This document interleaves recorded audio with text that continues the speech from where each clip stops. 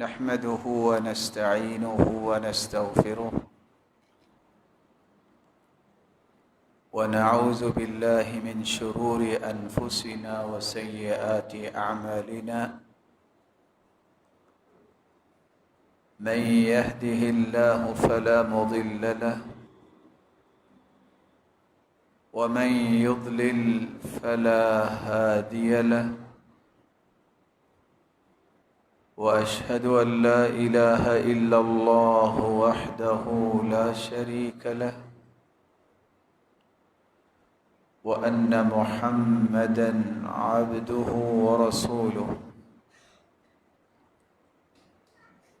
يا أيها الذين آمنوا اتقوا الله حق تقاته ولا تموتن إلا وأنتم مسلمون يا أيها الناس اتقوا ربكم الذي خلقكم من نفس واحدة وخلق منها زوجها وبث منهما رجالا كثيرا ونساء واتقوا الله الذي تساءلون به والأرحام إن الله كان عليكم رقيبا يا أيها الذين آمنوا اتقوا الله وقولوا قولا سديدا يصلح لكم أعمالكم ويغفر لكم ذنوبكم ومن يطع الله ورسوله فقد فاز فوزا عظيما أما بعد فأعوذ بالله من الشيطان الرجيم تلك حدود الله ومن يتعد حدود الله فقد ظلم نفسه لا تدري لعل الله يحدث بعد ذلك أمرا لائق ست تقریب سامعین مکرم، اللہ ذوالجلال ہم سب کے خالق و مالک اور رازق ہیں۔ وہی قادر مطلق ہیں۔ اس نے انسانیت کی تخلیق فرمائی اور انسانیت کو راہ راست پہ رکھنے کے لیے 1,24,000 پیغمبروں کو مبعوث فرمائے۔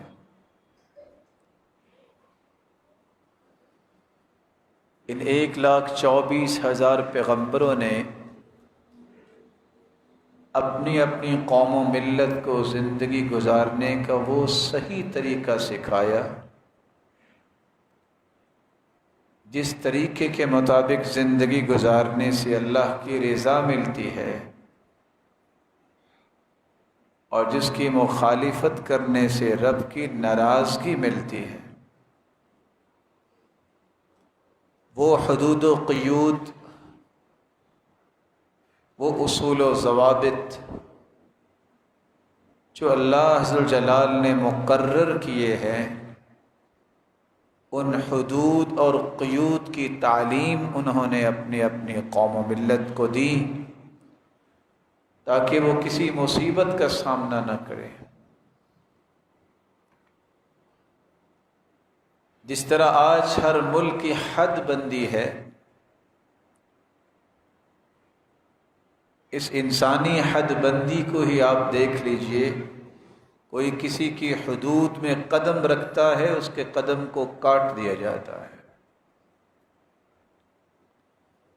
باوجود اس کے کہ اس نے کتنے کورسز کیے ہوں، کتنا بہادر ہو، اس کو جرت نہیں ہوتی کسی کی حدود کو کراس کرے، اور اس ایک شخص کے گزرنے سے بسا اوقات پورے ملک کو مصیبت میں مبتلا کر دیے جاتے۔ اللہ تعالیٰ نے بھی کچھ حدود قائم کی ہیں جن سے تجاوز کرنے پہ اللہ ذوالجلال نے سزائیں رکھی ہیں۔ اور کیوں سزائیں رکھی ہیں؟ گھوڑے کا مالک جب گھوڑے پہ بیٹھ کے ایڑی لگاتا ہے یا اسے اس چھانٹے کے ساتھ چھانٹتا ہے، اس کا مطلب سزا دینا نہیں ہوتا، اس کا مطلب اسے کامیاب بنانے کے لیے تیز دوڑانا ہوتا ہے۔ دنیاوی زندگی اور اخروی زندگی کو کامیاب بنانے کے لیے اللہ تعالیٰ نے جنت کی ترغیب دلائی ہے اور جہنم کی وعید سنائی۔ عزت کے ساتھ زندگی گزارنے کے لیے اللہ تعالیٰ نے حدود و قیود مقرر کی ہے، جو تجاوز کرے گا اس کی عزت کو پامال کرنے کی نوید سنائی۔ یہ اسلام کا نظام ہے جو پوری سرزمین پر امن کو چاہتا ہے۔ واللہ یدعو الی دار السلام وَيَهْدِي مَن يَشَاءُ إِلَى صِرَاطٍ مُسْتَقِيم۔ اللہ تعالیٰ تو سلامتی والی جنت کی طرف بلاتے ہیں اور ہدایت اس کو دیتے ہیں جس کو وہ پسند کر لیتا ہے۔ ان سلامتی کی راہوں کو چھوڑنا کن لوگوں کا طریقہ ہے؟ جو اللہ ذوالجلال کی وحی کو پسند نہیں کرتے، اللہ ذوالجلال کی شریعت کو پسند نہیں کرتے۔ وہاں اللہ ذوالجلال نے قرآن مجید میں فرمایا ہے، اللہ ولی الذین آمنوا یخرجهم من الظلمات الی النور۔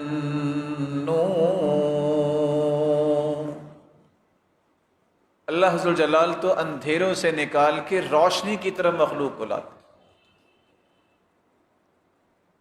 لیکن والذین کفروا اولیاؤہم الطاغوت یخرجونہم من النور الی الظلمات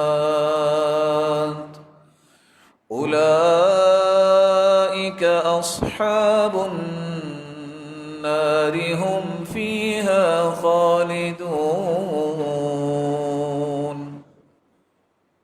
کافر اس روشنی کو پسند نہیں کرتے۔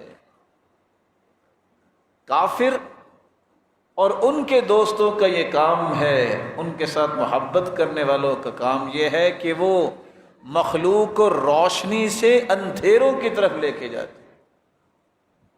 فیصلہ میرے اور آپ کے سامنے ہے کہ اللہ کی دی ہوئی روشنی کو قبول کرنا ہے کہ لوگوں کے اندھیروں کو پسند کرنا۔ اسلام اس قدر خوبصورت نظام ہے، اس نے معاشرے کی 5 بنیادیں قائم کی ہیں۔ اسلام کا کوئی حکم ایسا نہیں ہے جو ان بنیادوں کو مضبوط کرنے کے لیے نہ ہو۔ اسی کو ہی مقاصد شریعت کہتے ہیں، اور یہی وہ 5 بنیادیں ہیں جن پہ اسلام ہمیشہ زور دیتا ہے۔ پورے کا پورا اسلام 5 بنیادوں کی حفاظت کا حکم دیتا ہے۔ سب سے پہلا حکم، کسی کی دین کی حفاظت ہو جائے، کس طرح کسی کی جان کی حفاظت ہو جائے، کس طرح کسی کی عزت کی حفاظت ہو، کس طرح کسی کی عقل و دانش کی حفاظت ہو، اور کس طرح کسی کے مال کی حفاظت ہو۔ یہ وہ اسلامی معاشرے کے 5 ارکان ہیں۔ جب تک ان 5 چیزوں کی حفاظت نہیں ہوتی، اس معاشرے میں کبھی امن نہیں ہوا، اس معاشرے میں کبھی سکون نہیں ہوا۔ معاشرہ پرسکون وہ ہوتا ہے جس میں انسان کے دین کی حفاظت ہو، وہ بڑے سکون سے نماز پڑھ سکے، زکوٰۃ ادا کر سکے، روزہ رکھ سکے، اس پر کوئی پابندی نہ ہو کہ وہ اللہ کے گھر کی زیارت کرنا چاہتا ہے وہ حج کر سکے، یہ وہ بنیاد ہے پہلی۔ اسلامی تعلیمات زور دیتی ہیں تو دین بچا رہے، سب کچھ لٹ جائے لیکن دین پہ کوئی قلش اور خلش نہیں آنی چاہیے، اور اس بات کو قرآن نے بیان کیا ہے۔ هو الذي أرسل رسوله بالهدى ودين الحق ليظهره على الدين كله ولو كره المشركون۔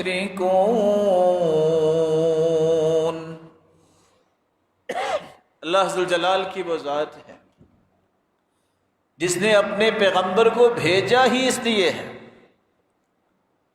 اپنے طرف سے ہدایت دے کر اور دین حق دے کر، لیظہرہ علی الدین کلی، تاکہ سارے طور طریقے اور ادیان پہ اللہ ذو الجلال اس سچے دین کو غالب کر دے، خواہ مشرک اس بات کو پسند نہ کریں۔ آیت کیا کہہ رہی ہے؟ آیت یہ پیغام دے رہی ہے، ہدایت اور حق دے کے اللہ نے اپنے پیغمبر کو بھیج دیا ہے، اس ہدایت اور حق سے روگردانی کرے گا تو مشرک کرے گا۔ اللہ ذو الجلال دین کی حفاظت کے لیے 1,24,000 پیغمبروں کو مبعوث فرمایا، اور آج تعجب کی بات یہ ہے، اپنے بھائی کی یہ بات یاد رکھیے گا، ایک زمینی سرحد ہے، کوئی زمینی سرحد پار کر کے دکھائے۔ اس وطن عزیز کو اللہ تعالیٰ نے ایسی پاورفل فوج دی ہے کہ اگر وہ آنکھ اٹھائے اس کی آنکھ نکالنے کے لیے ہم تیار ہیں۔ جس طرح زمینی حدود ہیں اس طرح اسلامی اور دینی اور فکری حدود ہیں، اس کو جو کراس کرتا ہے، مومن جس کے سینے میں دل ہے اور مومن ہے وہ کبھی برداشت نہیں کر سکتا۔ جس طرح ہمیں زمینی سرحدوں کی حفاظت کرنے والے بڑے عزیز ہیں، اس طرح جو دین کی حفاظت اور دینی سرحدوں اور فکری سرحدوں کی حفاظت کرنے والے ہیں وہ بھی ہمیں بہت عزیز ہیں۔ اللہ ذو الجلال نے دوسری حفاظت جو کی ہے کہ کسی کی جان کی حفاظت ہو، دین کے بعد کم از کم اس کی جان تو بچ جائے نا، اس کی قیمت ہے انسان کی جو مسلمان ہوا ہے، اور قیمت کتنی بڑی ہے مسلمان کی۔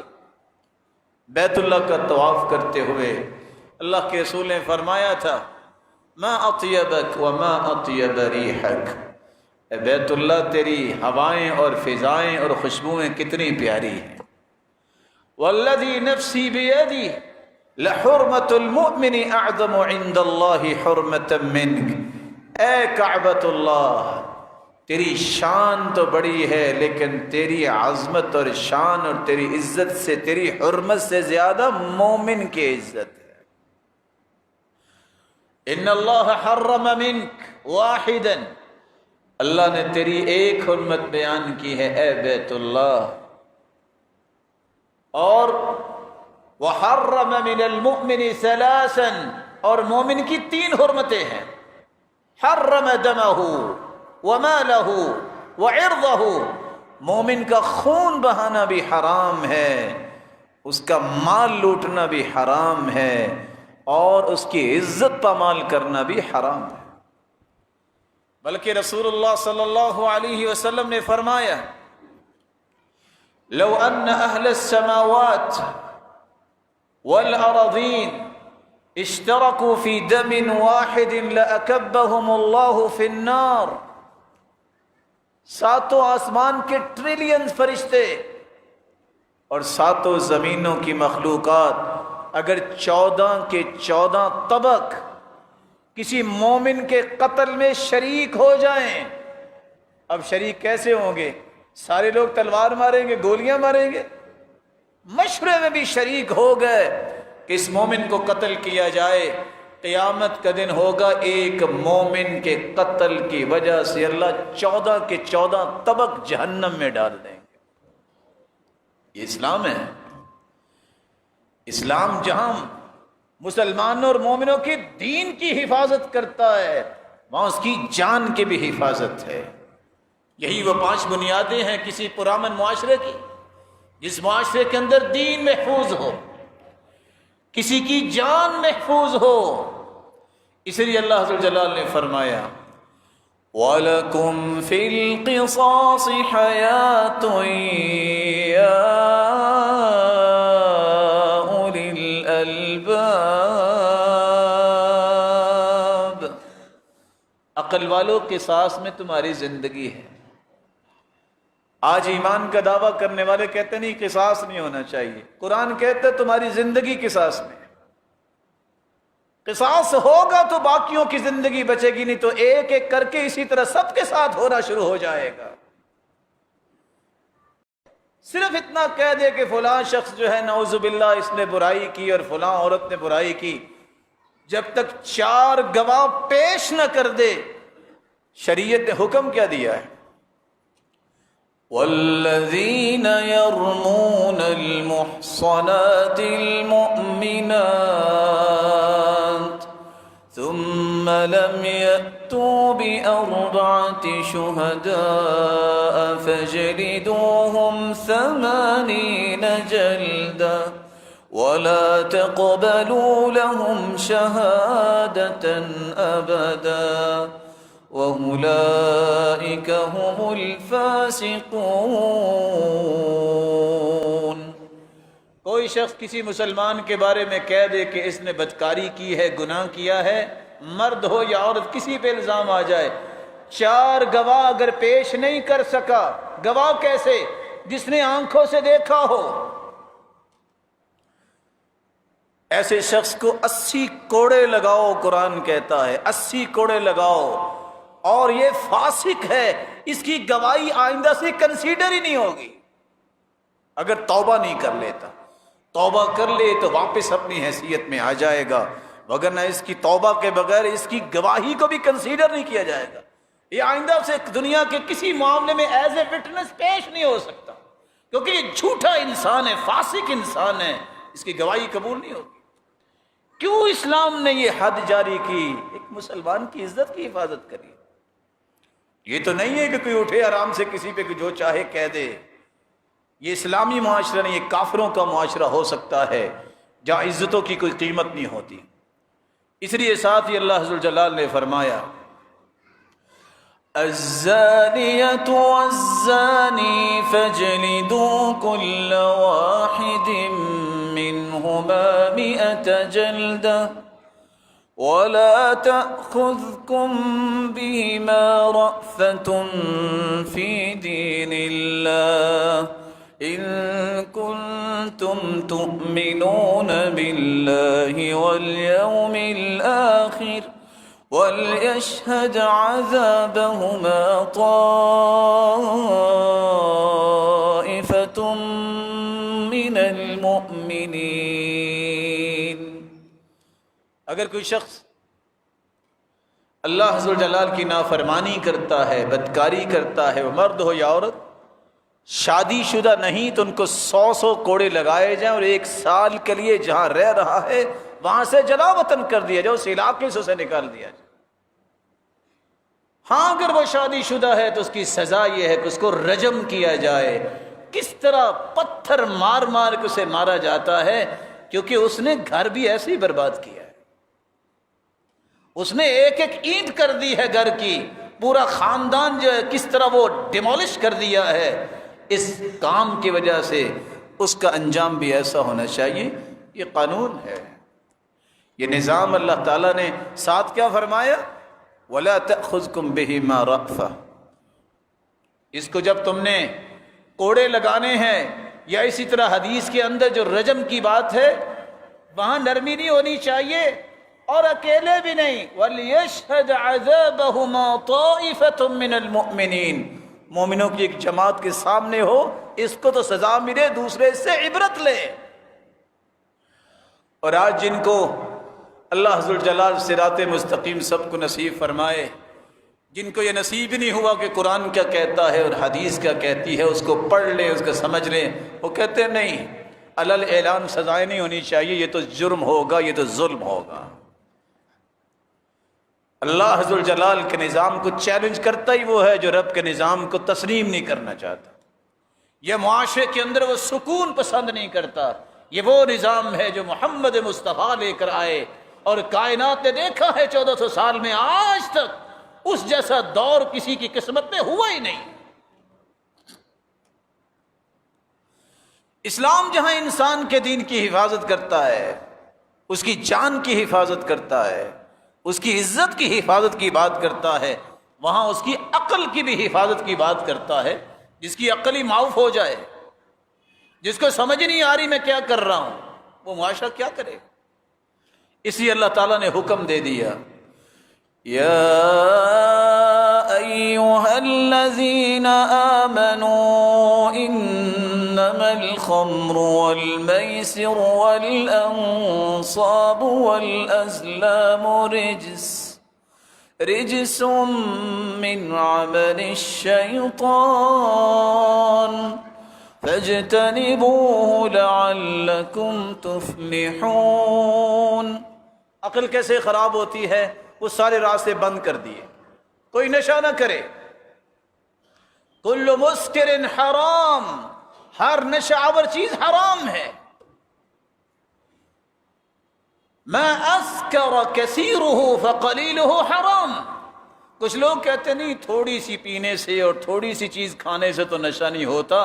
حدیث کہتی ہے جو زیادہ کھانے سے نشہ آور بن جائے وہ تھوڑی کھانا بھی حرام ہے. ایک شخص آ کے کہتا ہے میں شراب تو صرف اس لیے پیتا ہوں یہ دوائی ہے. فرمایا انہا داء ولیست بدواء. شراب تو بیماری ہے، صحت کیسے ہو سکتی ہے؟ ان اللہ لم یجعل شفاء امتی فیما حرم علیہم. جس چیز کو اللہ نے حرام قرار دے دیا ہے اللہ نے اس میں شفا رکھی ہی نہیں، اس میں شفا نہیں. یہ تو بادشاہ لوگ ہیں جو کہتے ہیں اور نہیں جی کیا فرق پڑتا ہے. رسول اللہ صلی اللہ علیہ وآلہ وسلم نے تو فرما دیا ہے کہ فرق پڑتا ہے. جو بندہ ایک گلاس شراب کا پی لیتا ہے 40 راتیں اس کی عبادت قبول نہیں ہوتی. فرق کیوں نہیں پڑتا؟ ان 40 راتوں میں توبہ نہ کرے مر جائے گا. پیٹ میں اگر شراب ہے تو جائے گا کدھر؟ یہ فرق نہیں پڑتا. یہی وہ نشہ ہے جس نے انسانیت کو دھت کر دیا. کوئی سگریٹ کے نشے پہ لگا ہوا ہے، کوئی شراب کے نشے پہ لگا ہوا ہے، کوئی افیون کے نشے پہ لگا ہوا ہے. نہ جانے غلیظ نام کیسے کیسے میں تو سارے نام بھی نہیں آتے. اللہ تعالی ہمیں اس طرح کی باتوں سے ہماری آل اولاد کو زندگی کی آخری سانس تک دور رکھے. اور کتنے پڑھے لکھے لوگ ہیں، اللہ تعالیٰ ان کی پڑھائیوں کو سلامت رکھے اور ان کو اس پڑھائی کا فائدہ لینے کی بھی توفیق دے. بڑے ہز ایکسیلنس بننے والے بھی کہتے ہیں سگریٹ کون سی، یہ کون سی منع ہے، یہ کو حرام ہے. وَلَا تُلْقُوا بِأَيْدِيكُمْ إِلَى التَّهْلُكَةِ وَأَحْسِنُوا. اپنے آپ کو ہلاکت میں نہ جانو. 19 سال کی ریسرچ ورک کے بعد یہ پتہ چلا سگریٹ نوش کو 18 بیماریاں لگتی ہیں. کیا حالت اس کی ہوتی ہے؟ میں اس بات پہ حیران ہوں. اللہ تعالیٰ ہمیں معاف فرمائے اور ہم جیسے مسلمانوں کی کمزوریوں کو دور فرمائے. اوپر لکھا ہوتا ہے سگریٹ نوشی، آگے کیا لکھا ہوتا ہے؟ مضر صحت ہے، پھر بھی پیتے ہیں، پھر بھی پیتے ہیں کہ یہ صحت کو خراب کرے گی. نشہ آور چیز شراب ہے. آج بڑے بڑے کاروبار جو ہوتے ہیں بسد احترام، میری بات کا زاویہ دینی رکھیے گا، کسی پہ اٹیک نہ سمجھیے گا، بسد احترام سب سے زیادہ کاروبار کی طرف کو پیسہ لگانے والے ظالم جو ہوتے ہیں وہ اس طرح کے کاموں پہ پیسہ لگاتے ہیں کہ یہاں پروفٹ زیادہ آئیں گے. 10 چیزوں پہ لعنت بھیجی اللہ کے رسول نے. لعن اللہ الخمر، شراب پر بھی لعنت، پینے والے پر بھی لعنت، پلانے والے پر بھی لعنت، بنانے والے پر بھی لعنت، بیچنے والے پر بھی لعنت، خریدنے والے پر بھی لعنت، جس کے لیے لے کے گیا ہے دکاندار پر بھی لعنت، جو لے کے جا رہا ہے اس پر بھی لعنت. ہر چیز پہ اللہ کے رسول نے لعنت کی. ملعون چیز میں بھی برکت ہو سکتی ہے. ایک صحابی نے اپنی سواری کو لعنت کر دی. اللہ کے رسول نے فرمایا اس کو پیچھے کرو، یہ سواری ملعون ہے، اللہ کی رحمت سے دھتکاری ہوئی ہے، یہ میرے لشکر میں میرے ساتھ نہیں جا سکتی۔ لعنت والی چیز کو تو اللہ کے رسول نے ساتھ جانور کو بھی رکھنا پسند نہیں کیا۔ اسلام دین کی حفاظت کا معاشرہ پیش کرتا ہے، جان کی حفاظت اسلامی معاشرے میں ہوتی ہے، عزت کی حفاظت ہوتی ہے، عقل کی حفاظت ہوتی ہے، اور پھر پانچواں رکن جو اسلامی معاشرے کا ہے، جس کی حفاظت ہو تو اسلامی معاشرہ بنتا ہے، کسی کے مال کی حفاظت۔ مال ایک شخص نے دن رات حلال طریقے سے کمایا ہے، تو یہ کون سی بات ہے کہ ایک شخص اٹھے اور ڈکیتی کر کے لے جائے اور سارے مہینے کی اس کی محنت کو ضائع کر دے؟ اس کے بھی بچے، اس کے بھی معاملات، اس کے بھی مسائل، وہ بھی زندہ ہے، اس نے بھی زندہ رہنا ہے، اور وہاں کہا جائے پھر کیا ہوا؟ نہیں، قرآن کی رہنمائی سنیے۔ وَالسَّارِقُ وَالسَّارِقَةُ فَاقْطَعُوا أَيْدِيَهُمَا جَزَاءً بِمَا كَسَبَا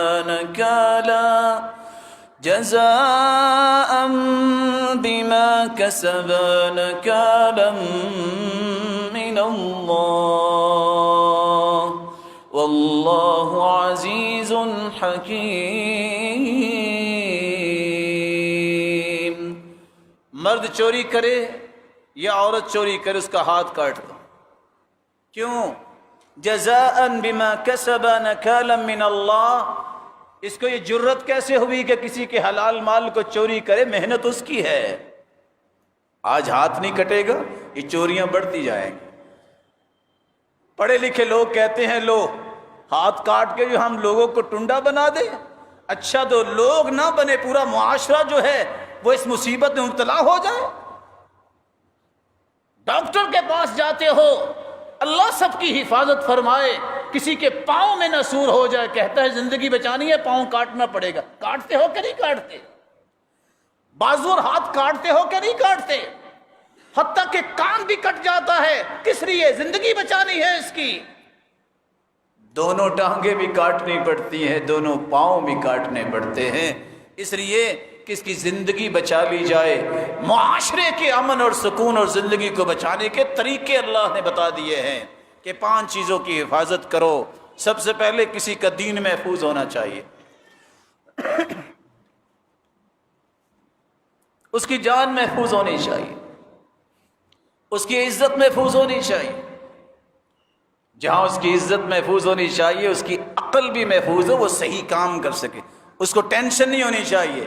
اس لیے تو حدیث میں آتا ہے کوئی مسلمان کی طرف صرف اشارہ کرے تلوار کا، کسی اسلحے کا، اللہ کے فرشتے اس پر بھی لعنت بھیجتے ہیں کہ وہ کسی مسلمان کو ڈرا دھمکا کیوں رہا ہے،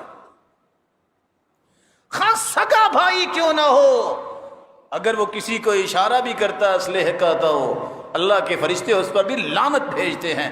نہا رسول اللہ صلی اللہ علیہ وسلم ان یروع اخاہ المسلم، اس بات سے منع کر دیے کہ کوئی کسی کو ڈرائے دھمکائے، ہر وقت ڈپریشن میں رکھے، تم نے یہ کیا میں یہ کر دوں گا۔ یہ بھتہ لینے والے کیا کرتے ہیں؟ تم یہاں سے گزر سکتے ہو، اس نتیجے میں کتنے پیسے دو گے؟ مسلمان غریب، یہ کمزور، اس کی زندگی دھوبر ہو چکی ہے۔ جب تک سزائیں نہیں ہوتی اس وقت تک کسی معاشرے کے اندر سکون نہیں آ سکتا۔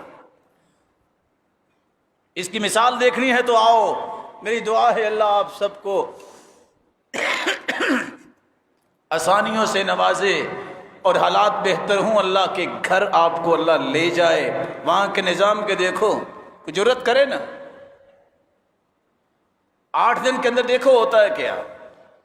یہ نظام کی پاور اس وقت بنتی ہے جب انسان شریعت پہ چلتا ہے۔ رسول اللہ صلی اللہ علیہ وسلم جو دین لے کے آئے ہیں وہ اسلامی معاشرے پہ جب نافذ کیا جاتا ہے اور ان 5 ارکان کی حفاظت ہوتی ہے تب وہ پرامن معاشرہ بنتا ہے۔ اس کے بغیر پرامن معاشرہ بن ہی نہیں سکتا۔ اور یہ عدل ہے، یہ انصاف ہے کہ جس نے جو کیا ہے اس کی پاداش میں سے سزا ملے تاکہ دوسرے لوگ بچے رہے۔ رسول اکرم صلی اللہ علیہ وآلہ وسلم نے اس لیے فرمایا تھا مسند احمد کی روایت ہے من اصاب ذنبا اقیم علیہ الحد ذلك الذنب فهو کفارته، جس کے اوپر حد نافذ ہو جاتی ہے، اس نے کوئی گناہ کیا تو یہ حد اس کے گناہ کا کفارہ بن جاتی ہے۔ دنیا میں اس کو سزا مل گئی، قیامت کو وہ اس گناہ سے پاک صاف ہو گیا۔ رسول اکرم صلی اللہ علیہ وسلم نے اسی امت سے کہا تھا انا آخذ بحجزکم اقول، لوگوں میں تمہیں تمہارے کپڑوں سے جیسے کو پکڑنے والا پکڑ کے کہتا ہے بچ جاؤ جہنم سے اور بچ جاؤ ایسے کاموں سے کہ تم پر حدود نافذ کی جائیں۔ ایاکم وجہنم وایاکم الحدود، ایاکم وجہنم، ایاکم والحدود، ایاکم وجہنم وایاکم والحدود، 3 مرات، 3 مرتبہ اللہ کے رسول نے فرمایا جہنم سے بھی بچ جاؤ جو آخرت میں ہوگی، اور دنیا میں ایسے کاموں سے بچ جاؤ جس سے حد نافذ ہوتی۔ رسول اکرم صلی اللہ علیہ وآلہ وسلم نے امت کی رہنمائی فرماتے ہوئے یہ فرمایا تھا اقیموا حدود اللہ فی القریب والبعید، تمہارا کوئی قریبی ہے یا کوئی دور کا ہے، تمہیں اس بات سے غرض نہیں ہونی چاہیے، جس کے پاس نظام قانون ہے اسے قانون کو نافذ کرنا چاہیے۔ وَلَا تَأْخُذْكُمْ فِي اللَّهِ لَوْمَةَ لَائِمٍ، کسی ملامت کرنے والے کی ملامت سے ڈرتے ہوئے حدود کو چھوڑ نہ دینا۔ سنن ابن ماجہ کی روایت 2540۔ رسول اللہ صلی اللہ علیہ وسلم نے یہاں تک فرمایا حد يعمل به في الارض خير لاهل الارض من ان يمطروا 40 صباحا، ایک مرتبہ کسی حد کو نافذ کرنا یہ اللہ ذوالجلال کی 40 دن رحمت جو برستی ہے بارش کی صورت میں اس سے بہتر ہے۔ بارش کے بغیر، پانی کے بغیر زندگی کیسے؟ وَجَعَلْنَا مِنَ الْمَاءِ كُلَّ شَيْءٍ حَيٍّ، ہر چیز کی زندگی کا راز پانی ہے، انسان ہو، حیوان ہو، جمادات ہو، کوئی بھی چیز ہے، یہ شجر کاری ہو، پانی کے بغیر اس کی کیا زندگی؟ مثال کیا پیش کی، 40 دن بارش ہو اور ایک حد قائم کی جائے زمین کے اندر، یہ 40 دن کی بارش سے بہتر ہے۔ اس کا مطلب یہ ہے جس طرح انسانی زندگی کو، جس طرح حیوانی زندگی کو، جس طرح نباتات کی زندگی کو پانی کی ضرورت ہے 40 دن، اسی طرح کسی معاشرے کے امن اور سکون کے لیے ایک حد کا نظام 40 دن بارش سے بھی زیادہ ضروری ہے۔ رسول اللہ صلی اللہ علیہ وآلہ وسلم نے ساتھ اس بات کو بھی بیان کر دیا، لوگوں جو اللہ کی حدود کو نافذ کرنے میں رکاوٹ بنتا ہے اس کو یہ بات یاد رکھ لینی چاہیے، من حالت شفاعته دون حد من حدود اللہ فقد ضاد اللہ، جس نے اللہ ذوالجلال کی حدود کو نافذ کرنے میں سفارش کر کے رکاوٹ بننے کی کوشش کی، اس نے اللہ ذوالجلال کی دشمنی کی۔ ومن خاصم في باطل وهو يعلم لم يزل في سخط الله حتى ينزع عنه، جس شخص کو پتہ چل گیا ہے یہ غلط بات ہے، یہ جھوٹ ہے، یہ جھگڑا درست نہیں، پھر بھی اس جھگڑے میں لگا رہتا ہے، جب تک وہ جھگڑتا رہتا ہے اللہ ذوالجلال کے غضب میں زندگی گزارتا ہے، یہاں تک اس جھگڑے کو چھوڑ نہ دے۔ ومن قال في مؤمن ما ليس فيه، اور جو کسی مسلمان کے بارے میں ایسی بات کہہ دیتا ہے جو اس کے اندر ہے نہیں، الزام لگاتا ہے، قیامت کے دن اس الزام سے اگر اس نے توبہ نہ کی اور اس سے ایکسکیوز نہ کیا، اللہ ذوالجلال اس انسان کو اس الزام کے بدلے جہنم میں رکھیں گے اور جہنمیوں کی پیپ اور خون میں رکھیں گے۔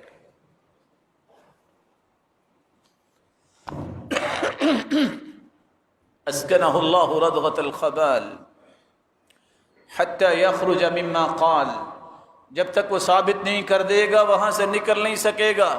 اور آگے حدیث کے الفاظ ہیں وَلَيْسَ بِخَارِجٍ، جب ثابت نہیں کر سکے گا تو نکل ہی نہیں سکے گا. اللہ عز و جلال ہم سب کی زبانوں کی حفاظت فرمائے. رسول اللہ صلی اللہ علیہ وآلہ وسلم نے فرمایا تھا، صحیح بخاری کی روایت ہے 3475، جب ایک عورت نے چوری کی، اس کی سفارش کرنے کے لیے لوگوں نے اسامہ رضی اللہ تعالیٰ عنہ کو سفارشی بنا کے بھیجا کہ اس پہ حد قائم نہ ہو، چھوڑ دیا جائے. آپ نے فرمایا پہلی قوم ہلاک ہی اس لیے ہوئی، انما اہلک الذین قبلکم انہم كانوا اذا سرق فیہم الشریف ترکوہ واذا سرق فیہم الضعیف اقاموا علیہ الحد. جب کوئی بڑا آدمی کوئی کرتا چوری اس کو چھوڑ دیتے، جب کوئی چھوٹا ہوتا تو اس پہ حد قائم کر دیتے. وَأَيْمُ اللَّهِ، اور اللہ کی قسم، لو ان فاطمة بنت محمد سرقت لقطعت يدها، تم اس فاطمہ جو مخزومیہ عورت اس کی بات کر رہے ہو کہ چھوڑ دوں، اللہ کی قسم اگر میری بیٹی بھی چوری کرتی تو میں اس کا بھی ہاتھ کاٹ دیتا.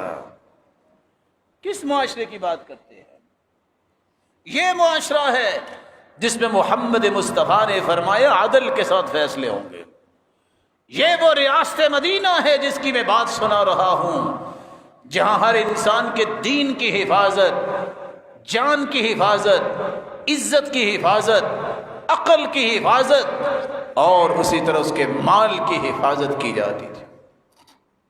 رسول اللہ صلی اللہ علیہ وآلہ وسلم نے فرمایا، لوگو من قتل فی عمیہ او عصبیہ بحجر او صوت او عصا، جو اندھا قتل ہو جائے پتہ ہی نہیں ہے، یا عصبیت کی بنیاد پہ پتھر مارا، کوڑا مارا، لاٹھی ماری اور وہ بیچارہ فوت ہو گیا، فعلیہ عقل الخطا، اس کو دیت تو دینی پڑے گی قتل خطا کی. ومن قتل عمدا فهو قوت، جو جان بوجھ کے قتل کرتا اس سے قصاص لیا جائے گا. ومن حال بینه وبینه فعلیہ لعنۃ اللہ والملائکہ والناس اجمعین لا يقبل منه صرف ولا عدل. سنن ابن ماجہ کی روایت ہے 2635، جو اللہ کی حدود میں رکاوٹ بنتا ہے اس کی سفارش، ومن حال بینہ وبینہ، وہ کہتا نہیں حد جاری نہیں ہونی چاہیے، اس پہ اللہ کی بھی لعنت، اس پہ فرشتوں کا بھی لعنت، اس کی فرشتوں کی لعنت کے ساتھ ساتھ پوری کائنات کی لعنت. لا يقبل منه یوم القیامت صرف ولا عدل. اگر وہ توبہ نہیں کرتا تو قیامت کے دن اس انسان کی نہ کوئی فرضی عبادت قبول ہے نہ نفلی عبادت قبول. آپ اندازہ کر لیجئے اللہ کی حدود میں رکاوٹ بننے والے کی سزا کتنی ہے، جس پر اللہ لعنتیں برسائیں، کھربوں فرشتوں کی لعنت ہو اس پر، پوری کائنات کی لعنت ہو، اور قیامت کے دن اس کی فرضی اور نفلی عبادت قبول نہ ہو. اس سے بڑا بھی کوئی بدبخت ہے؟ اللہ ذوالجلال نے یہ دین جو رسول اللہ صلی اللہ علیہ وآلہ وسلم کے ذریعے ہم تک پہنچایا ہے، اس دین کا اصول یہ ہے کہ اللہ ذوالجلال کی حدود جو قیود مقرر کر دی گئی ہے اس کی مخالفت نہ کی جائے.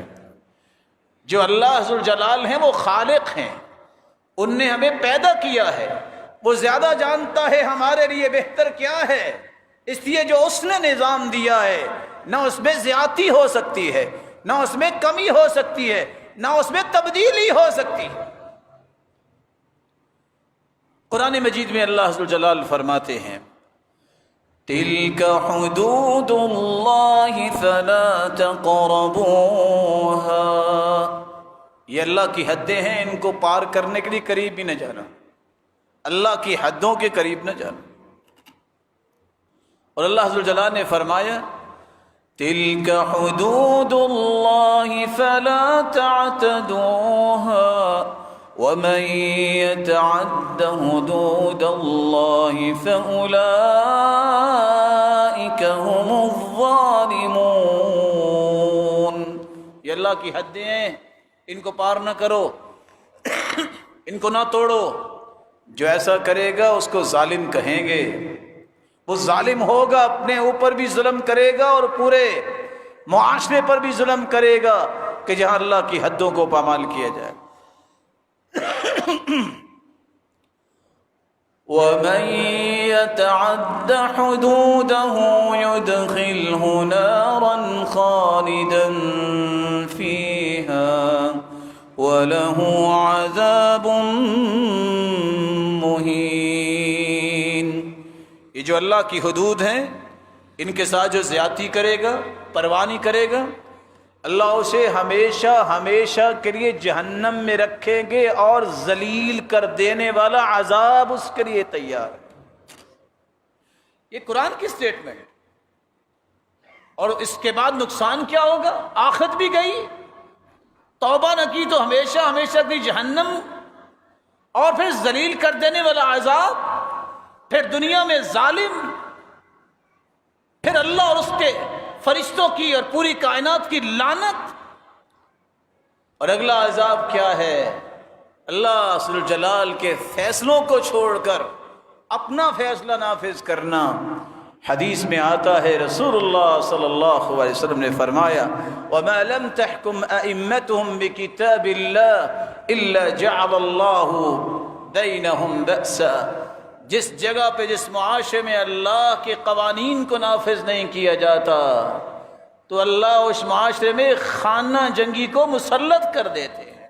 اللہ ذو الجلال ہم سب کو محفوظ فرمائے اور اس وطن عزیز کی بھی حفاظت فرمائے، اس میں امن اور سکون نصیب فرمائے، اور رہنے والے اللہ ذو الجلال کی اطاعت کرنے والے اور اس کے رسول کی محبت اور اطاعت کرنے والے ہوں. وآخر دعوانا الحمدللہ.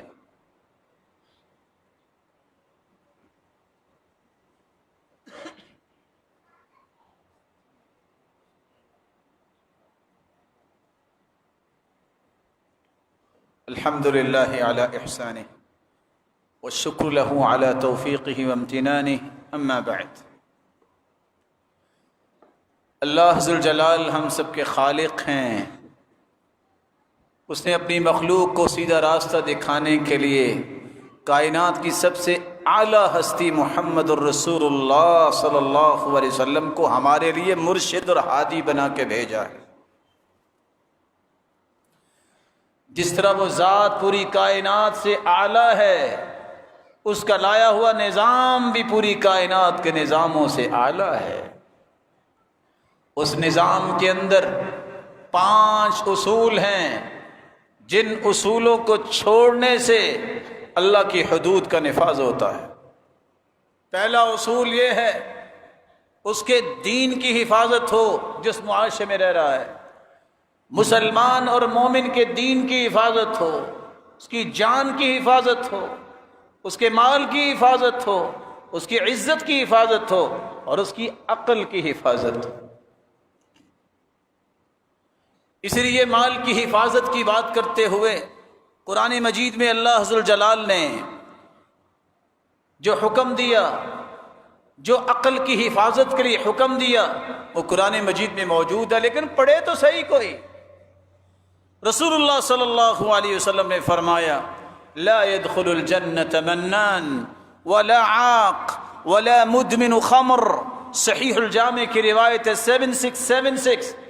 جو شخص کوئی چیز دے کر احسان جتلاتا ہے، والدین کا نافرمان ہے اور شرابی ہے، اگر وہ مرنے سے پہلے توبہ نہیں کرتا یہ جنت میں داخل ہی نہیں ہوگا.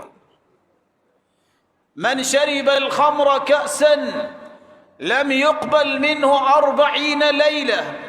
جو ایک گلاس شراب پیتا ہے 40 راتیں اس کی عبادت قبول نہیں کی جاتی. ان النبی صلی اللہ علیہ وسلم ضرب في الخمر بالجرید والنعال وجلد ابو بکر 40. صحیح بخاری کی روایت ہے 6773. رسول اللہ صلی اللہ علیہ وسلم نے شراب پینے والے کو 40 چھڑیاں لگائیں اور یہی سزا ابو بکر نے بھی دی۔ رسول اکرم صلی اللہ علیہ وسلم نے صحیح مسلم کی روایت ہے 1706 گیا جس نے شراب پی، آپ صلی اللہ علیہ وآلہ وسلم نے 40 کوڑے اسے لگائے، بلکہ جامع ترمذی کی روایت ہے 1444 رسول اللہ صلی اللہ علیہ وسلم نے فرمایا من شرب الخمر فاجلدوه، جو شراب پیے اسے کوڑے لگاؤ، فإن عاد في الرابعة، دوسری مرتبہ پیے پھر بھی 40 کوڑے لگاؤ، تیسری مرتبہ پیے پھر بھی 40 کوڑے لگاؤ، وإن عاد في الرابعة، اگر چوتھی مرتبہ بھی باز نہیں آتا فاقتلوه، اسے قتل کر دو۔ یہ دین ہے۔ ایک شخص شرابی بنتا ہے، پورے گاؤں دیہات شہر کے لیے مصیبت بن جاتا ہے۔ کیا گناہ ہے اس نیک ماں کا، اس بیوی کا، اس بچوں کا، ان بہنوں کا، ان رشتہ داروں کا جس کی وجہ سے وہ ذلیل ہوتے ہیں، جو اس کا ظلم سہتے ہیں، جو نشے میں آ کے کیا کچھ کرتا ہے۔ اللہ کے رسول نے فرمایا تھا شرابی جب شراب پیتا ہے یقع علی امہ وخالہ وعمتہ، اس کو ظالم کو کچھ پتہ نہیں چلتا، وہ ماں سے بھی زیادتی کرتا ہے، خالہ سے بھی کرتا ہے، بہن سے بھی کرتا ہے، پھپھو سے بھی کرتا ہے۔ رسول اللہ صلی اللہ علیہ وسلم نے صحابہ کرام کی تعلیمات دی اور کر کے دکھایا ہے کہ یہ سزا ہوگی۔ کسی نے بہتان باندھا ہے تو مسلمان کی عزت کی حفاظت ہوتی ہے۔ اسلامی معاشرے میں کوئی زبان کھولنے کی جرت نہیں کرتا، کیونکہ اللہ ذوالجلال نے فرما دیا فَاجْلِدُوهُمْ 80 جَلْدًا، اس کو 80 کوڑے لگاؤ۔ یہ فاسق ہے۔ جب تک 4 گواہیاں اس کے پاس نہیں، اس نے ایسی بات کہہ دی ہے کسی زندگی کے زاویے میں اس کی شہادت، اس کی گواہی کنسیڈر نہیں ہوگی۔ بلکہ رسول اللہ صلی اللہ علیہ وسلم نے فرمایا من قذف مملوكه وهو بريء مما قال جلد له يوم القيامة حدا۔ سنن نبی داؤد کی روایت 5167، جو کسی غلام پر بھی تہمت لگا دیتا ہے، غلام اب بدلہ تو نہیں لے سکتا، قیامت کے دن جو تہمت لگانے والا ہے اس غلام پر اللہ وہاں اس پہ حد جاری کروائیں گے۔ کسی کی عزت پہ کوئی حرف زنی نہیں کر سکتا، کسی کی عزت کو پامال کرنے کے لیے بہتان نہیں باندھے گا، کیونکہ مسلم معاشرے کے اندر عقل کی بھی حفاظت ہوتی ہے اور اس کے ساتھ کسی کی نسل اور عزت کی حفاظت ہوتی ہے۔ رسول اللہ صلی اللہ علیہ وآلہ وسلم نے فرمایا تھا لعن اللہ السارق، لعنت ہے چور پر، یسرق البیضہ، جو ایک انڈا چوری کرتا ہے، فتقطع یدہ، اور اس کا ہاتھ کاٹ دیا جاتا ہے، ویسرق الحبل فتقطع یدہ، اور رسی کو چوری کرتا ہے اور اس کا ہاتھ کاٹ دیا جاتا ہے۔ صحیح الجامع کی روایت 5097، ایک شخص چوری کرتا ہے، پہلے دن بچہ انڈا کسی کے گھر سے چراتا ہے، کرتے کرتے ماں باپ کو خیال نہیں آتا، پھر بڑی چوریاں کرنے لگ جاتا ہے، بنیاد یہ انڈا ہی بنتا ہے۔ کسی کے گھر سے رسی چرا کے لے آیا، عادت بن گئی، پھر بڑا کچھ چوری کرتا ہے۔ اور بعض نے اس کا مفہوم لکھا ہے بیضہ، عربی زبان میں اس ڈھال کو بھی کہتے ہیں جو جنگ میں استعمال کی جاتی ہے وار سے بچنے کے لیے، اور رسی سے مراد جس سے سمندری جہازوں کو باندھا جاتا ہے وہ آہنی تاریں، جو چوری کرتا ہے اس کا ہاتھ کاٹا جائے گا۔ شریعت نے حکم کیا دیا؟ رسول اللہ صلی اللہ علیہ وسلم نے فرمایا تقطع ید السارق فی ربع دینار فصاعدا، صحیح الجامع کی روایت ہے 2982، اگر ربع دینار، دینار کا ایک حصہ نہیں، دینار کے اگر 4 حصوں میں سے ایک حصہ جو قیمت ہے اتنی کو چوری کر لے تو اس کا ہاتھ کاٹا جائے گا۔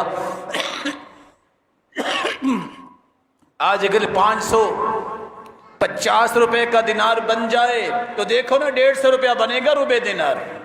حکم کیا ہے؟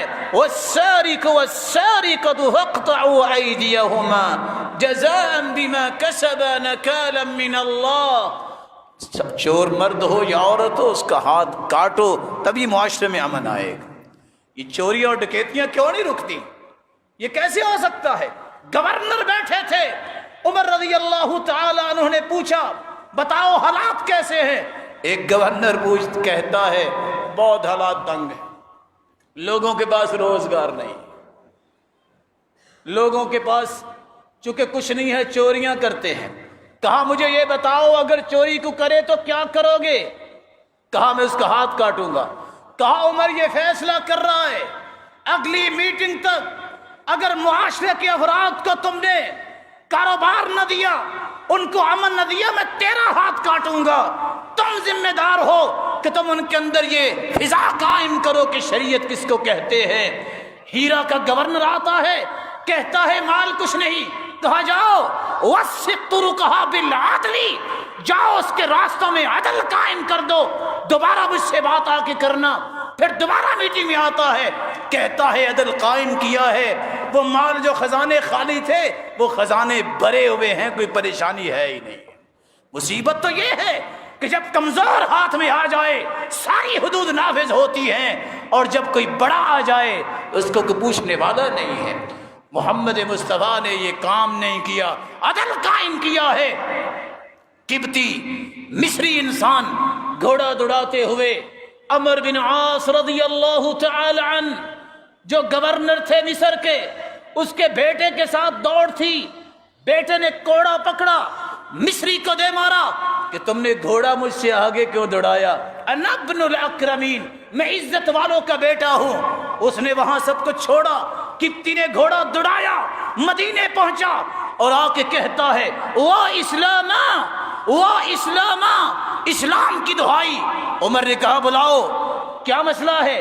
کہا آپ موجود ہیں اور عدل کی حالت یہ ہے، مجھے عزت والے کے بیٹے نے کوڑا مارا ہے، ایل جی بھیجا، بلوایا، گورنر کا بیٹا ہے، سامنے کھڑا کیا، صحابی موجود ہیں، آپ نے اپنا کوڑا پھینکا اور مصری سے کہا اضرب ابن الاکرمین، عمر کے سامنے اس کو کوڑا مارو، اس کو سمجھ آئے عزت اسلام میں ہے کہ عزت تمہارے بڑے پن میں ہے۔ اور پھر یہ کوڑا سیدنا عمر بن عاص کے سر پہ رکھوایا۔ کہا میرا کیا گناہ ہے؟ کہا آپ کی شے پہ اس نے یہ کام کیا۔ کہا اللہ کی قسم اگر یہ کیس میرے پاس بھی آتا تو میں اپنے بیٹے کو اسی طرح کوڑے مرواتا۔ یہ ہے معاشرے کے اندر امن پھیلانے کا طریقہ، یہ ہے چین سے زندگی گزارنے کی راہیں۔ رسول اللہ صلی اللہ علیہ وسلم نے فرمایا اس لیے جو شخص چوری کرتا ہے اس کی سزا یہ ہے، اور قرآن نے بغاوت کی بھی سزا قائم کی ہے۔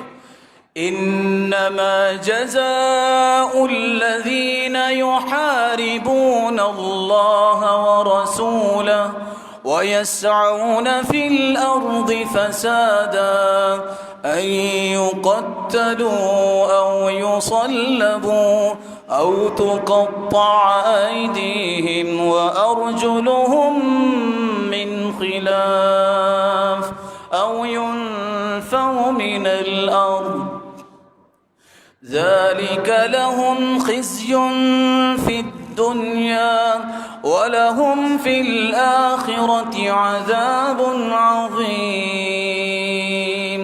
جو اللہ اور اس کے رسول کے ساتھ جنگ کرتا ہے، زمین میں فساد مچاتا ہے، یہ ڈاکو اور ڈکیتی کرنے والے، یہ لوٹنے والے، یسعون فی الارض فسادا، ان کو قتل کیا جائے یا سولی پہ لٹکا دیا جائے، او یتقطع ایدیہم وارجلہم من خلاف، دایاں ہاتھ اور بایاں پاؤں ان کا کاٹ دیا جائے، یہ دنیا میں بھی ذلت ہے اور آخرت میں دردناک عذاب ہے۔ اللہ ہم سب کو محفوظ فرمائے۔ رسول اکرم صلی اللہ علیہ وسلم نے فرمایا جو فطرت سے روح گردانی کرتا ہے، فطرت سے روح گردانی کرنے والے کون تھے؟ جو لوط علیہ السلام کی قوم تھی، انہوں نے فطرت اور نیچر کو پسند نہیں کیا۔ رسول اکرم صلی اللہ علیہ وسلم نے شریف فرمایا من وجدتموه يعمل عمل قوم لوط فاقتلوا الفاعل والمفعول به، اگر کوئی قوم لوط کا عمل کرتا ہے، کرنے والے اور دوسرے کروانے والے دونوں کو قتل کرو۔ رسول اللہ صلی اللہ علیہ وسلم کا یہ فرمان جامع ترمذی میں ہے 1456. کس لیے؟ مسلمان تو فطرت میں پیدا ہوا ہے، اسے فطرت کو ہی پسند کرنا چاہیے. رسول اللہ صلی اللہ علیہ وآلہ وسلم پر قرآن بھی نازل ہوا، اور رسول اللہ صلی اللہ علیہ وآلہ وسلم نے فرمایا، صحیح مسلم کی روایت ہے، خذوا عنی قد جعل اللہ لہن سبیلا البکر بالبکر جلد 100 ونفی سنہ والسیب بالسیب جلد 100 والرجم. اگر کوئی کموارہ ہے اور بدکاری میں ملوث ہو گیا، اس مرد اور عورت کو 100 کوڑے لگائے جائیں گے، اور اس کے ساتھ 1 سال اسے جلا وطن کیا جائے گا. والسیب، اور اگر وہ شادی شدہ ہے، جلد 100 والرجم، اسے رجم کیا جائے گا. رسول اللہ صلی اللہ علیہ وآلہ وسلم کا یہ فرمان صحیح مسلم کا بتا رہا ہے کہ یہ ہے وہ نظام جس سے برائیاں رکتی ہیں. جب پتہ ہوگا کہ مجھے پتھر پڑیں گے، اسی حالت میں مجھے مرنا ہوگا، وہ کسی کا گھر نہیں توڑے گا. اللہ ذوالجلال نے قتل کی سزا بھی بیان کی ہے، وَمَن يَقْتُلْ مُؤْمِنًا مُتَعَمِّدًا، جو کسی کو جان بوجھ کے قتل کرتا ہے، کس لیے؟ اس کا مال ہتھیا لوں، کس لیے؟ میں بڑا بن جاؤں، کس لیے؟ میری دھاک بیٹھ جائے، کس لیے؟ میں اپنا کلیجہ ٹھنڈا کر لوں. قرآن کی بات بھی سن لے، جو جان بوجھ کے قتل کرتا ہے فَجَزَاؤُهُ جَهَنَّمْ، اس کا ٹھکانہ جہنم ہے، خالداً فیہا، ہمیشہ رہے گا. غضب اللہ علیہ، اس پہ اللہ کا غضب ہوگا. وَلَعْنَ، اس پہ اللہ کی لعنت ہے. وَأَعَدَّ لَهُ عَذَابًا عَظِيمًا، اور اللہ نے بہت بڑا عذاب اس کے لیے تیار کر رکھا ہے. صحیح بخاری کی روایت ہے 2413. رسول اللہ صلی اللہ علیہ وآلہ وسلم کے زمانے میں ایک لونڈی کو ایک یہودی نے 2 پتھروں کے درمیان پیسنے کی کوشش کی اور اسے اسی طرح مار دیا، 2 پتھروں کے درمیان رکھ کے. جب وہ آخری سانسوں میں تھی، پتہ چلا، اس سے پوچھا گیا کس نے تمہیں مارا؟ جب اس نے بتایا کہ فلاں یہودی نے، اس کو لایا گیا. فاعترف فامر به النبی فرد رأسه بین حجرین، اس یہودی نے اعتراف کیا، اسی کو اسی طرح ہی مارا گیا، 2 پتھروں کے درمیان اس کے سر کو کچل کر، اور قصاص لیا. رسول اللہ صلی اللہ علیہ وسلم نے، موطا امام مالک کی روایت ہے 3246، عمر رضی اللہ تعالی عنہ نے 5 اور یا 7 بندوں کو صرف ایک شخص کے قتل کی وجہ سے 5 اور 7 لوگوں کو قتل کیا قصاص میں، کیونکہ انہوں نے مل کے ایک انسان کو قتل کیا تھا. آخری بات، اس لیے رسول اللہ صلی اللہ علیہ وسلم نے فرمایا دین کی بھی حفاظت ہونی چاہیے. مسلمان مرتد ہو جائے، دین اسلام چھوڑ دے اور کہے کہ میں مسلمان نہیں رہا، ایسے مسلمان کی سزا کیا ہے؟ حدیث کے الفاظ ہیں، من بدل دینہ فاقتلوا 3017، صحیح بخاری کی روایت ہے، جو اپنا دین بدل لے اسے قتل کر دو. اور مسند احمد کی روایت ہے، من بدل دینہ فاقتلوا، جو اپنے دین کو بدل لے گا اسے قتل کر دو. اور آپ صلی اللہ علیہ وسلم نے باغیوں کی بھی سزا بیان کی ہے. باغی کون ہیں؟ یہ بات بھی سمجھنے والی ہے. ہم قانون کی بالادستی کو ماننے والے لوگ ہیں، قانون کو ہاتھ لینے والوں کو مجرم سمجھتے ہیں. ذمہ دار مسلمان اپنی حکومت کے ساتھ ہوتا ہے، ان قانونی اداروں کے ساتھ ہوتا ہے جنہوں نے نظام کو نافذ کرنا ہوتا ہے. یہ ساری سزائیں کوئی خود نہیں دے گا، بلکہ حکومت کی ذمہ داری ہے. قانون کو ہاتھ میں نہیں لیا جائے گا. کیوں؟ یہ اسلام کا نظام ہے کہ اگر بادشاہ ظلم بھی کرتا ہے، ہاں دین کے مخالف بات کرے تو نہیں مانیں گے، لیکن ظلم بھی کرتا ہو اس کی اطاعت سے ہاتھ کو مت کھینچا جائے. لیکن رسول اللہ صلی اللہ علیہ وسلم نے فرمایا، من اتاکم وامرکم جمیع علی رجل واحد یرید ان یشق عصاکم او یفرق جماعتکم فاقتلوا. صحیح مسلم کی روایت ہے 1852. مسلمان اسلامی معاشرے میں رہ رہے ہیں، اسلامی نظام کا نفاذ ہے. یہ نیک انسان، جیسا کہ آپ نے سلف صالحین کے ادوار کو پڑھا ہوگا، سنا ہوگا، نیک لوگ جو اسلامی معاشرے میں اسلام کا نفاذ کرتے ہیں، اگر کوئی آ کے اس جماعت میں تفریق ڈالنا چاہے، انتشار ڈالنا چاہے، بغاوت کرتا ہے، شریعت حکم دیتی ہے اس باغی کی سزا بھی قتل ہے۔ اللہ ذوالجلال کے پیغمبر نے ہر وہ پہلو بیان کر دیا جس سے معاشرے کا امن باقی رہ سکتا ہے۔ اس کا ایک ہی راستہ ہے، شریعت کے قواعد، شریعت کے اصول و ضوابط، اس کو لاگو کیا جائے، اس کی پاسداری کی جائے، اسی کو ہی مقدم کیا جائے۔ میری اور آپ کی عقل نے جو کشید کر رکھے ہیں، میری اور آپ کی عقل جو سوچتی ہے، کبھی وہ کامل چیز نہیں ہو سکتی۔